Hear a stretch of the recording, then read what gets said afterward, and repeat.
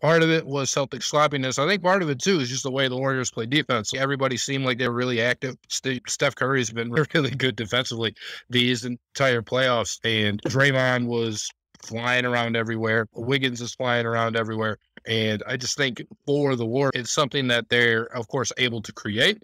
But the Celtics, even though they're a high turnover team in general, what we saw in game 2 was even over, like, beyond the pale for them, and I would expect them to come down a little bit in this game as well. Being at home, they're probably more comfortable on the court. The role players should play better, like we talked about playoffs.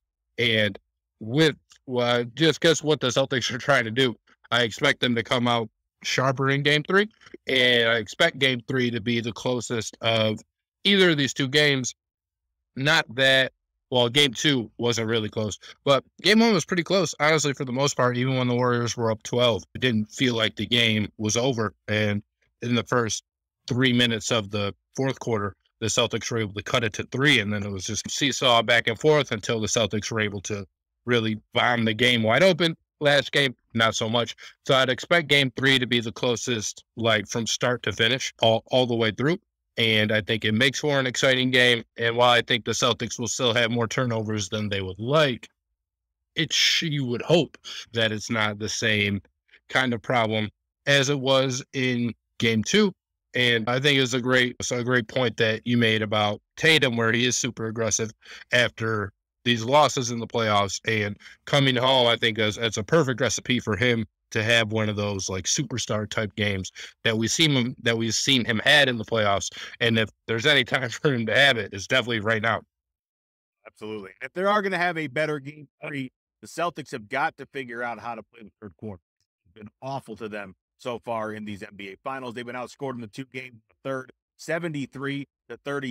They had that game against Miami also, where they were outscored by 25 in the third. That was game 1, where basically Miami did to Boston what Boston did to Golden State in game 1 of the NBA Finals. So they have been very bad in the third, and the Warriors have been very good in the third. So somehow the Celtics have to find a way to bring the intensity and the shot-making ability in the third quarter to advance the series. Look, we saw them pull out game 1 without it, but I think that was an anomaly more than it is a regularity. So got to bet that they're going to continue to get bombed out in the third quarter. It's not going to go well for the Celtics in the long run, and the Golden State Warriors are going to be your NBA champions in 5 or 6 games. So they have to figure out how to come out of the half ready to play, because the Warriors are proving they are. So you've got to find a way to match that now. They are going back home. The Garden's going to be rocking. It's the first NBA Finals there since they lost in 7 to the Lakers in 2010. The Garden's going to be ready to go. But the Garden's been ready to go for the Eastern Conference Finals. They were ready to go for the semifinals.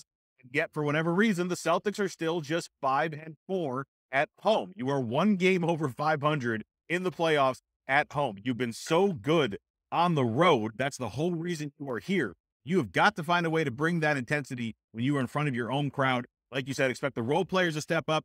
I don't know how they can step up any more than what they did in game 1 in that fourth quarter, but they're going to have to play well. They're going to have to shoot well and not turn the ball over.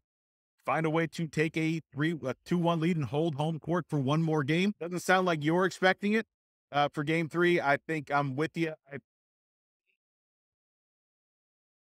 so hard. But I think we're going to get a better Klay Thompson. I think Draymond is going to be able to keep his composure enough to stay in the game.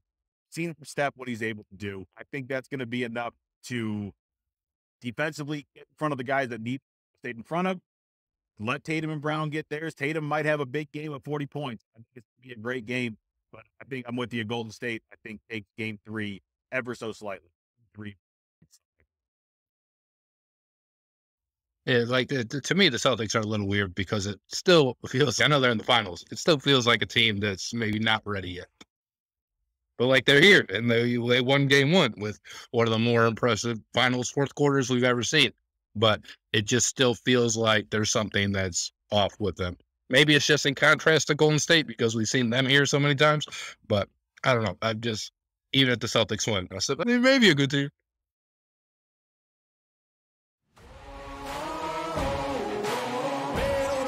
I'ma get it, you know I be on the way.